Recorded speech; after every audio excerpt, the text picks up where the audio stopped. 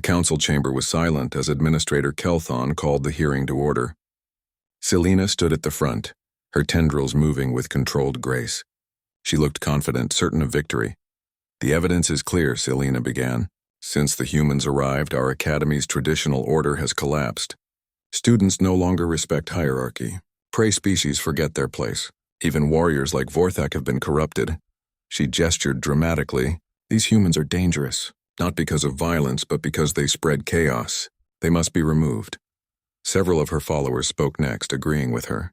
They talked about how uncomfortable the changes made them, how wrong it felt to see small students sitting with large ones, how unnatural it was for predators to show weakness through emotion. Then it was time for the other side to speak. Pip stood up first, legs shaking with fear. The small Tyrellian had never spoken in front of so many people before. "I was alone before the humans came," Pip said in a quiet voice. "I was afraid all the time. I thought about leaving the academy every day." Pip looked at Taman, drawing strength from his friend's calm presence. "Then Taman saved me. Not because he wanted something from me, just because he's my friend, and now I'm not afraid anymore. I have friends who care about me. Real friends." Other prey species students stood up one by one. Each told similar stories. Stories of loneliness ending, of fear fading, of discovering that they could be valued for who they were, not just their place in the hierarchy. Then Vorthak stood. The huge warrior's presence filled the room. Everyone expected him to speak for Selena, to defend the old ways. Instead, he walked to stand beside the humans. "I thought strength meant domination," Vorthak said, his deep voice steady. "I thought being powerful meant making others fear me. The humans showed me I was wrong." He looked at Taman. "True strength is protecting those weaker than you. True power is lifting others up, not pushing them down. I learned this from humans who are half my size but twice my courage." Professor Zareen spoke next, the crystalline teacher who had watched everything with scientific interest. "Diversity makes us stronger," the professor said. "The humans bring a different perspective, a different way of living. We don't have to abandon our traditions, but we can learn from theirs. The galaxy is vast. There is room for many ways to live." Finally, Taman stood to speak. He did not look angry or defensive. He simply looked at everyone with those calm, steady eyes. "We didn't come here to change anyone," Taman said quietly. "We came to learn. And yes, we made friends. We shared our culture. We showed how we live on Earth." He held up one of his grandmother's lunch boxes. "My grandmother packed this for me. She wanted me to remember home while I was away. Food is love in human culture. Sharing food is how we show we care." He looked around the chamber. "Maybe our way seems strange to you. We show emotion. We touch each other. We make friends easily. But this is not weakness. This is how humans survived on a dangerous world. By working together. By taking care of each other. By never leaving anyone behind. If that's chaos," Hyejin added, standing beside Taman, "then maybe the galaxy needs a little chaos." Administrator Kelthon was quiet for a long time after everyone finished speaking. He looked at the students on both sides. He thought about everything he had seen over the past months. He had been wrong about humans. He had thought they were too weak, too emotional, too strange for the academy. But they had proven him wrong in every way. They were not weak. They were resilient beyond belief. Their emotions were not a weakness, but a strength that bound them together. And their strangeness was exactly what the academy needed. "I have made my decision," Administrator Kelthon said finally. "The humans will remain at Novara Academy.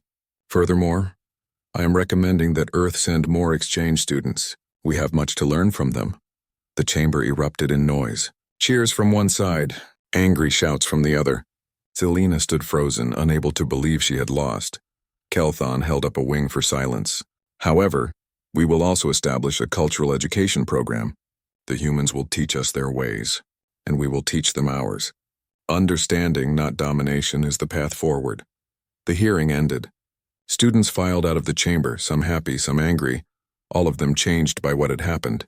Selena left without speaking to anyone.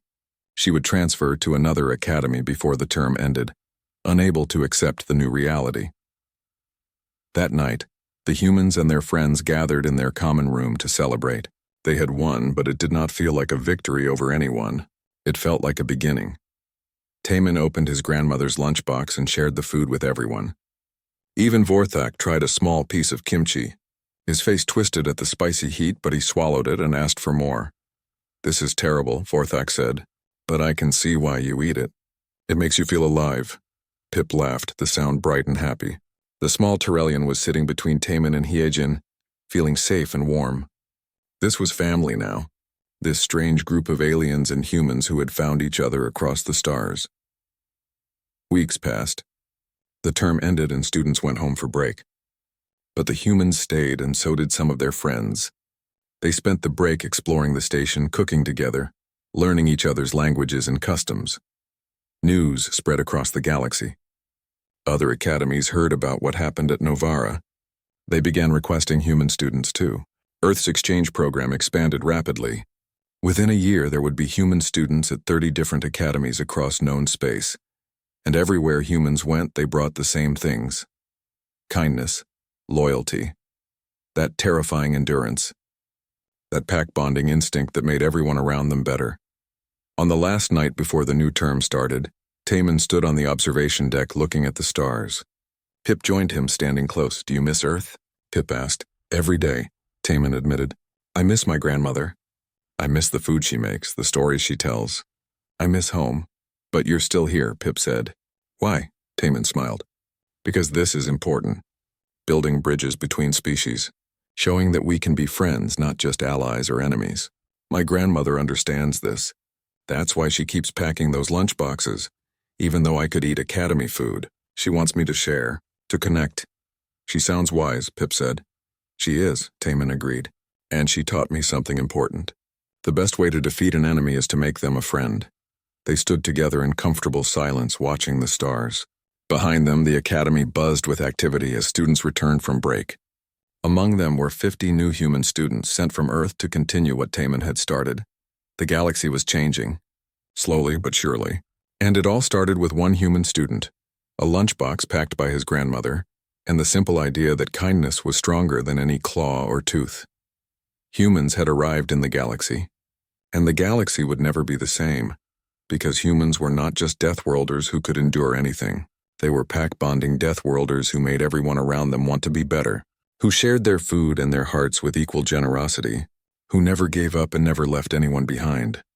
In the end, humans conquered the galaxy not with weapons but with friendship, not with strength but with endurance, not with fear but with love, and it all started with grandmother's kimchi. Not everyone was happy about the changes at Novara Academy.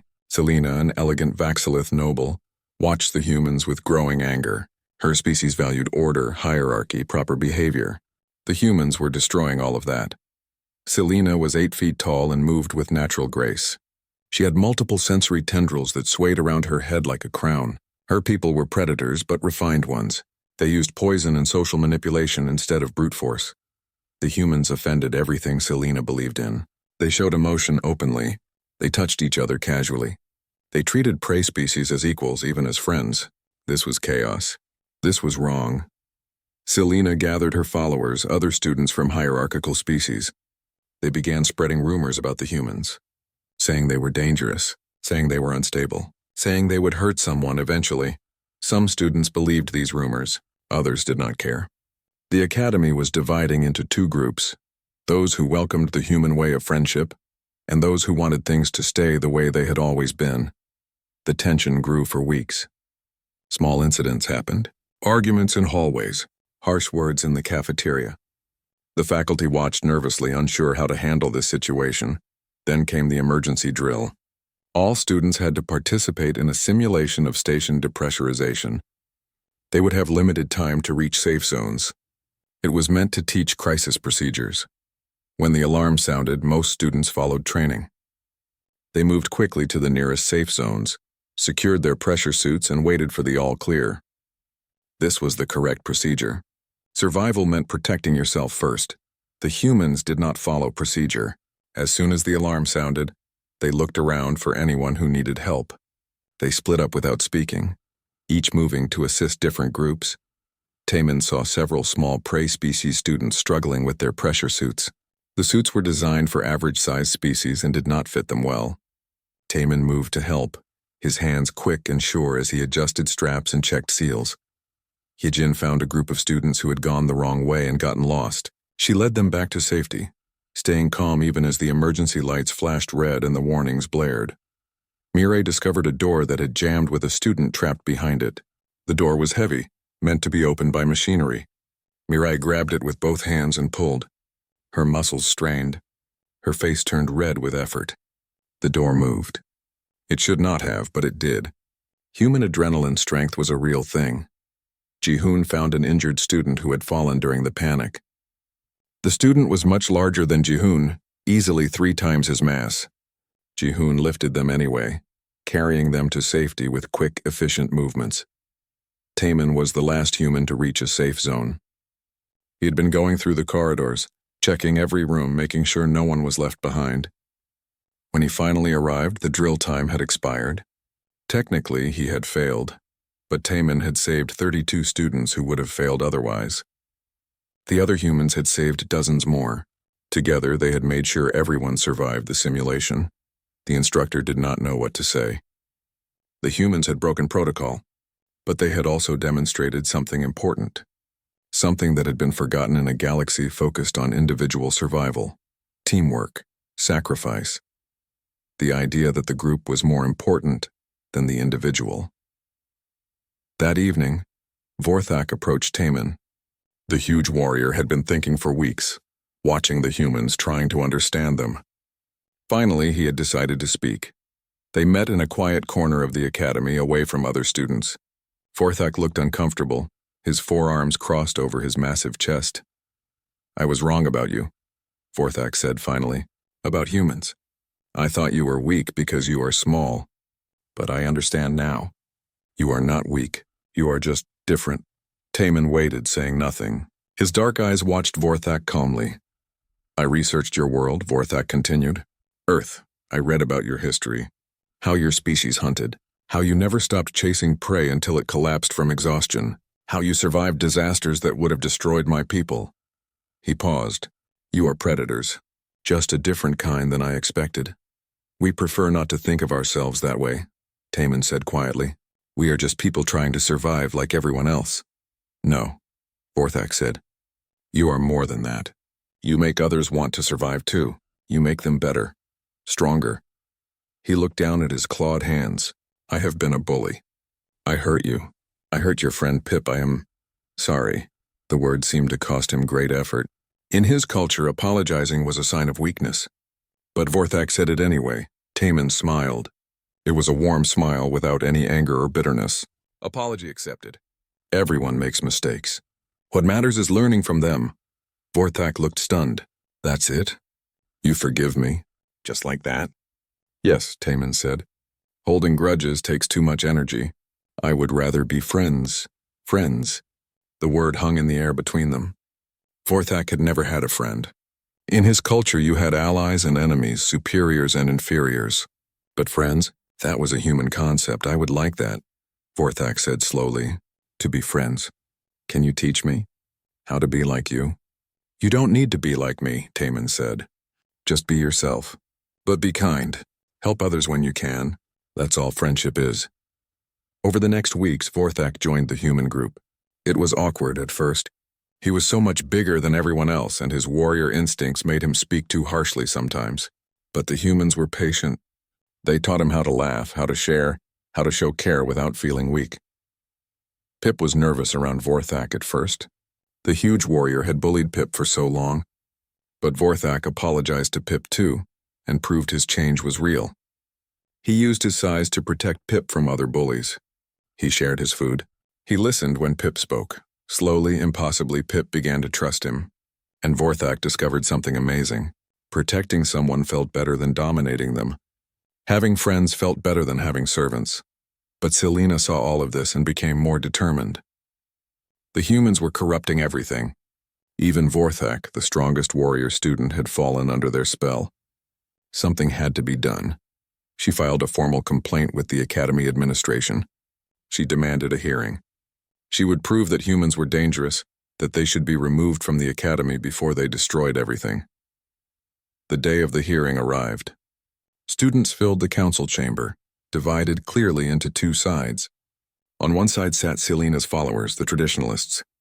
On the other side sat the humans and their friends, the growing group of students who had learned a different way to live. Administrator Kelthon presided over the hearing. The old bird-like educator looked tired. He had opposed human admission at first, but now he was not so sure. He had watched them these past months. Watched them change his academy in ways he could not have predicted. The fate of the human program would be decided today. And perhaps the fate of something much larger. The galaxy was watching Novara Academy. If humans could succeed here, they could spread to other schools, other worlds. The future was balanced on the edge of a knife, and 5 small humans from Earth held it in their hands. The shuttle doors opened with a soft hiss, and Taman stepped into Novara Academy for the first time. His backpack felt heavy on his shoulders, not from books but from the lunch boxes his grandmother had packed. 3 of them, stacked carefully, each filled with food she had made with her own hands. The station was massive. Taman had seen pictures, but standing inside was different. The ceiling stretched so high above him that clouds could have formed up there. Students moved through the halls like rivers of color and strange shapes. Some walked on 2 legs like him. Others had 4 legs or 6 or moved on tentacles that left wet trails on the floor. But what struck Taman most was the size. Everyone was huge. The smallest student he could see was still taller than him by at least a head. Many were twice his height. Some were even bigger, their bodies covered in scales or fur or something that looked like living metal. A group of students passed by him, and one of them bumped his shoulder. Taman stumbled but caught himself. The alien who had hit him was covered in blue scales and had teeth like knives. It looked down at Taman and made a sound that might have been laughing. Taman bowed his head slightly the way his grandmother had taught him. "Be polite," she always said. "Show respect to everyone." The scaled alien looked confused for a moment, then walked away with its friends. He found his room after asking 3 different people for directions. His roommate had not arrived yet, so Taman unpacked his things quietly. He put his clothes in the drawer. He set his books on the desk. And he placed his grandmother's lunch boxes in the small cooling unit, handling them like they were made of glass. The first few days were strange. Taman went to his classes and took notes. He listened carefully to his professors, who spoke through translation devices that made their words sound slightly wrong in his ears. He learned that the Academy had students from over 200 different worlds, and Earth was the newest planet to send someone. In xenobiology class, Professor Zorine talked about different types of planets. Some planets were easy with gentle weather and small animals. Some planets were hard with dangerous storms and big predators. Earth, the professor said, was very hard. A Class 12 death world. The other students looked at Taman when the professor said this. Their eyes were curious. Some looked doubtful. How could this small creature come from such a dangerous place? Taman noticed that students treated each other based on size and strength. The biggest, strongest students sat at the best tables in the cafeteria. They spoke loudly and others moved out of their way. The smaller students were quiet and kept to the edges of rooms. It reminded Taman of nature documentaries about wolves and deer. On the 3rd day, Taman opened one of his grandmother's lunchboxes in the cafeteria. Inside was rice, perfectly white and still slightly warm from the heating function. There was bulgogi, thin strips of beef in sweet sauce. There were small side dishes of vegetables, and there was kimchi, red and glistening. The smell spread through the air. Several students turned to look. Their faces showed confusion. Some looked disgusted. The spicy fermented smell of kimchi was strong. Taman was about to take his first bite when a shadow fell over his table. He looked up. A massive creature stood there, easily 12 feet tall. Its body was covered in armored scales that looked like stone. It had 4 arms, each ending in claws that could probably tear through metal. This was Vorthak, Taman would learn later. A Kragesh from a heavy gravity world. Vorthak reached down with one huge hand and picked up Taman's lunchbox. He lifted it to his face and sniffed. His nose wrinkled. "What is this?" Vorthak's voice was deep like thunder. "It smells like rotted vegetation. Is this what prey species eat?" Taman stood up slowly. Even standing, his eyes only reached Vorthak's chest. He kept his voice calm and quiet. "That was from my grandmother," Taman said. "Please give it back." Vorthak laughed. It was not a kind sound. His friends gathered behind him laughed too. They were all huge predator species with teeth and claws and powerful bodies. "Your grandmother?" Vorthak held the lunchbox higher, out of Taman's reach. Maybe I should teach you some respect, little prey creature. Taman did not look away. His eyes met Vorthak's and stayed there. This was unusual. Prey species did not make eye contact with predators. It was a challenge. A threat. For a moment, Vorthak seemed confused. This tiny creature should be afraid, should be running or begging. Instead, it just stood there looking at him with dark, steady eyes. Eyes that did not blink. Before anything could happen, a teacher arrived. Administrator Kelthon was a bird-like creature covered in soft feathers. He was old and spoke with authority. "What is happening here?" the administrator asked. Vorthak placed the lunchbox back on the table. He bowed his head slightly to the teacher, showing respect. Then he walked away with his friends, but not before giving Taman one more look. A look that said this was not over. After the endurance test, things changed at the academy. Students still whispered about Taman, but the whispers were different now. They watched him more carefully. They moved out of his way in the hallways, not because they were afraid of what he would do, but because they were afraid of what he was. Pip became Taman's friend officially. The small fox-like student followed him everywhere, asking questions about Earth and humans and everything else. Pip had been lonely at the academy, afraid of the bigger students. But with Taman, Pip felt safe. "Why do you help me?" Pip asked one day. They were studying together in the library. "I'm not useful. I'm weak." "Everyone says so." Taman looked up from his book. He seemed confused by the question. "You're my friend. Friends help each other. But what do you get from it?" Pip pressed. "A friend," Taman said simply. Then he smiled and went back to his book. Pip did not understand.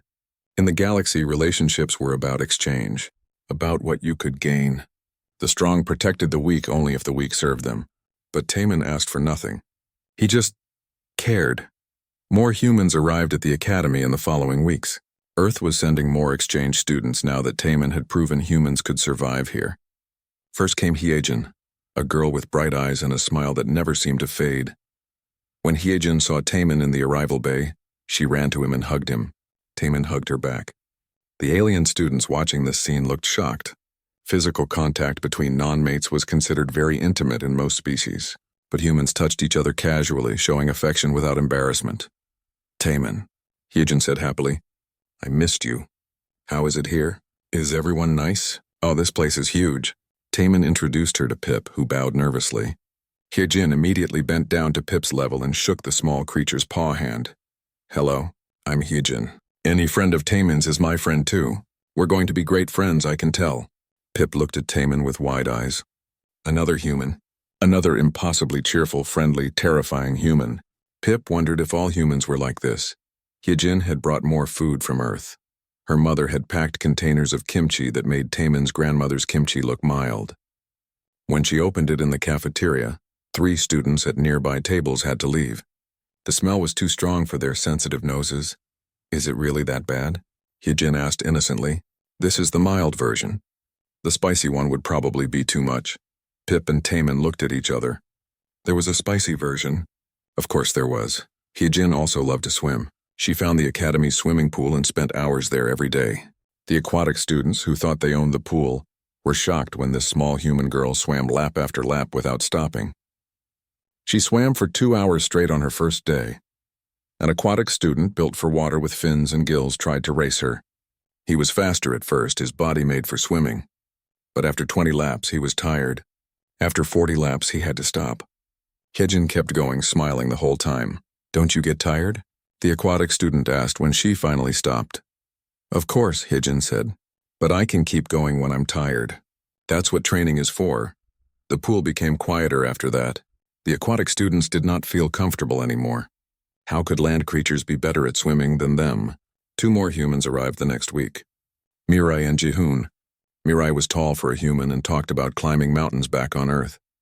She showed pictures of herself on top of peaks where the air was so thin that most species would die. "It was beautiful," Mirai said, showing the pictures to a group of horrified students. "Cold and dangerous, but beautiful. I want to climb the highest peak on every planet in the galaxy." "You almost died," one student said, looking at the pictures. "For fun?" "Well, yes," Mirai said. "That's what makes it exciting." Jihoon was quiet but moved with perfect control. Everything he did was precise, economical. The combat instructor noticed this and asked for a demonstration. Jihoon agreed. The instructor paired Jihoon with a mid-level Predator student for a friendly sparring match. The Predator was twice Jihoon's size with natural armor and claws. The instructor told Jihoon to take it easy. What happened next was barely visible. Jihoon moved faster than most eyes could follow. He did not hit his opponent. He did not need to. He showed 20 different ways he could have struck, each one stopping just before contact. His control was perfect, terrifying. The Predator student stood frozen, understanding that he had just faced death 20 times and been spared each time. Jihoon bowed respectfully and apologized for being too intense. Now there were 5 humans at the academy. They ate together, studied together, laughed together, and slowly they drew others in. Pip was always with them now.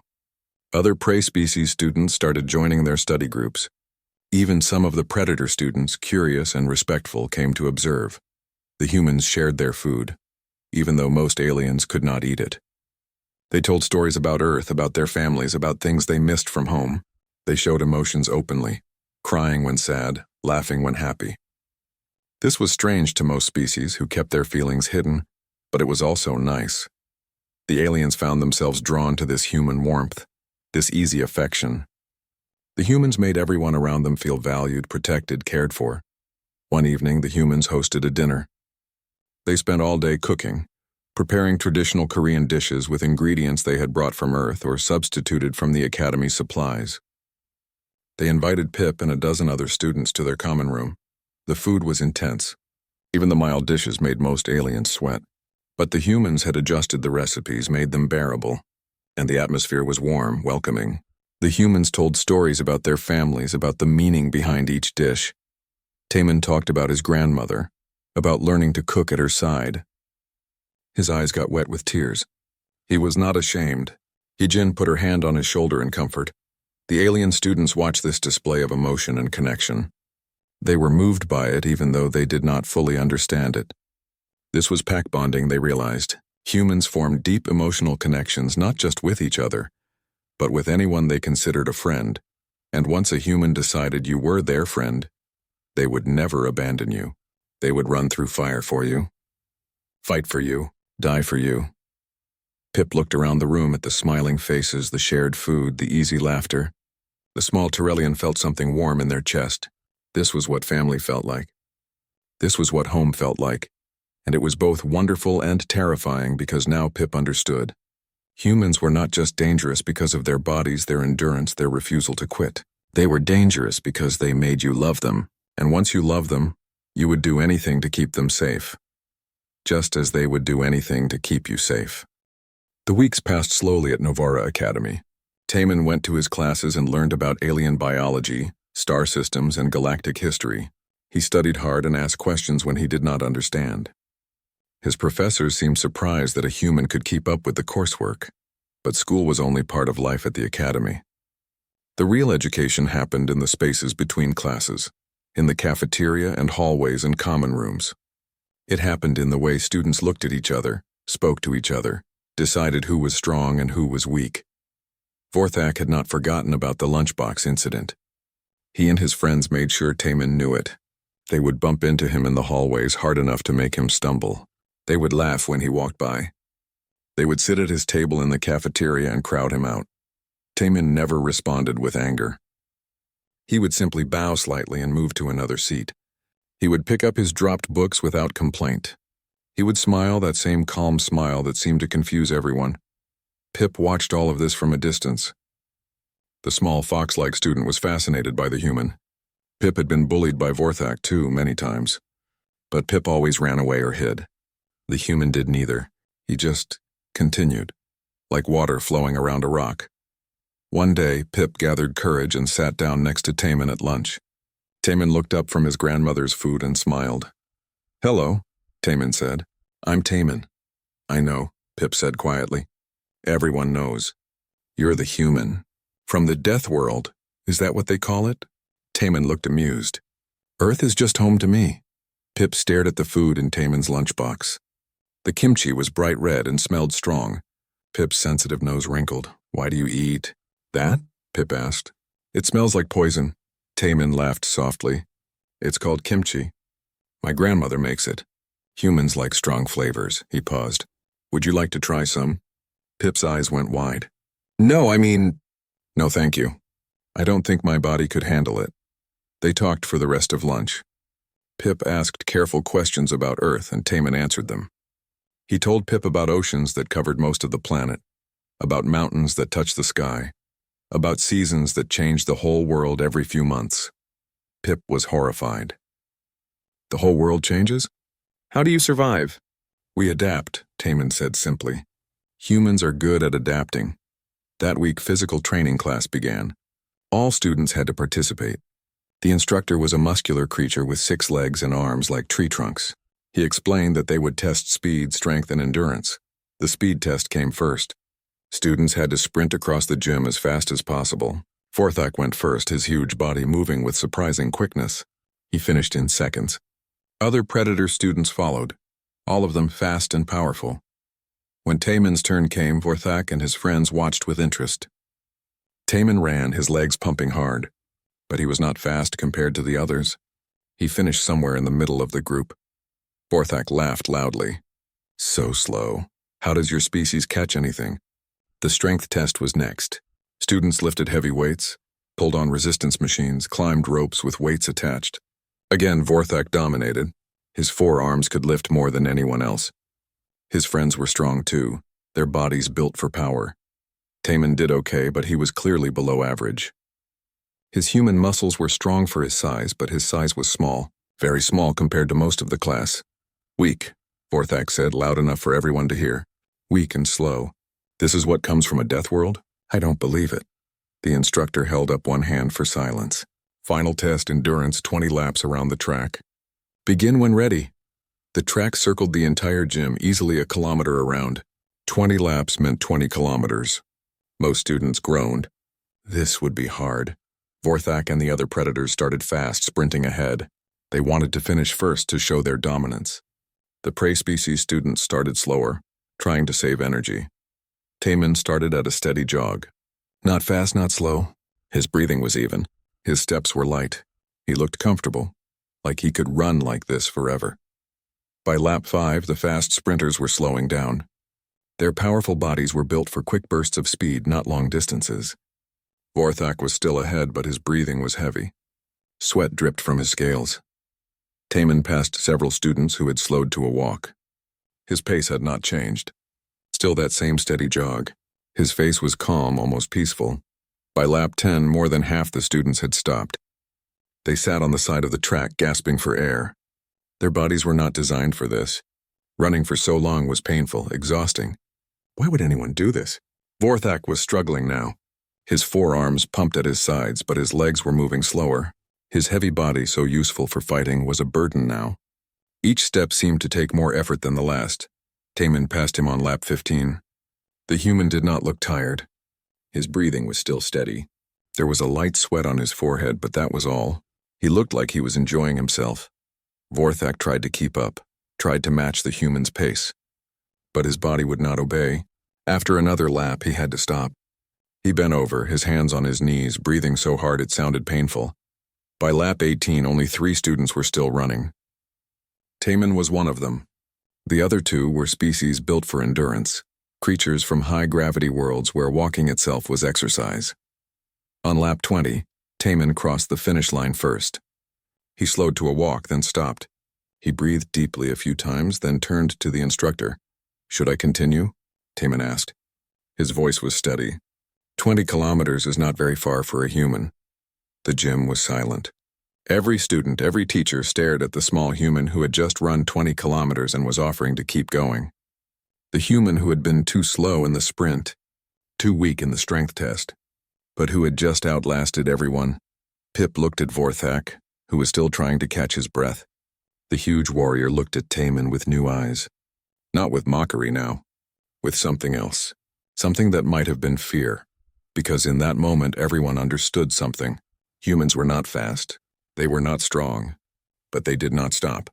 They could not be outlasted. They would keep going, keep running, keep chasing, until everything else fell down exhausted. And that was more terrifying than any claws or teeth could ever be. Administrator Kelthon turned to Taman. His eyes were sharp. "You should be more careful, human," he said. "Vorthek comes from a warrior culture. They respect strength. You are not strong." Taman bowed to the administrator, then sat back down. His lunchbox was back, safe. He picked up his chopsticks and began to eat. His hands were steady. His heart was beating fast, but he did not let it show. From a nearby table, a small fox-like creature watched everything. This was Pip, a Tyrellian student. Pip was only 3 feet tall, covered in soft orange fur. Pip's species were natural prey, always nervous, always afraid. Pip had never seen anyone stand up to Vorthek before. Certainly not someone so small. That night, Taman went to the gym. It was late and most students were sleeping. The gym had machines for every type of body, from creatures that slithered to creatures that flew. Taman found the running track. He started running. His pace was steady, not fast. He controlled his breathing the way his coach back home had taught him. In and out. In and out. His feet hit the track in a rhythm that never changed. After an hour, he was still running. His shirt was wet with sweat, but he did not stop. After 2 hours, a janitor came in to clean and was surprised to find him still going. After 3 hours, Taman finally slowed to a walk, then stopped. He stood there for a moment, breathing deeply, feeling the good tiredness in his legs. His grandmother had always told him that humans were built to run. Not to run fast like a cheetah, but to run forever, to never stop, to outlast anything that tried to catch them. Taman smiled to himself in the empty gym. Let Vorthek be bigger. Let them be stronger. Taman had something else, something that the massive warrior could not see yet, something that his grandmother had packed into those lunchboxes along with the food. Patience, endurance, and the quiet strength of never, ever giving up.